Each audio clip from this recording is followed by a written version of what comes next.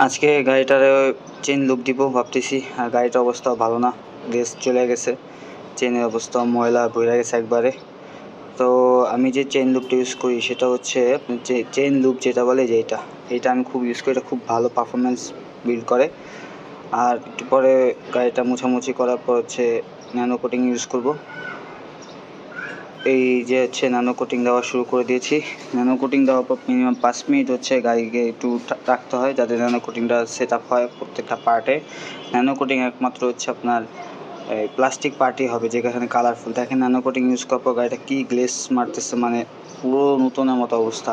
অবশ্য বোঝা যেতেছে না, একটু পরে বোঝা যাবে লাইটে নিয়ে গেলে। আর ন্যানো কোটিং ইউজ করে গাড়ি অনেক ভালোও থাকে।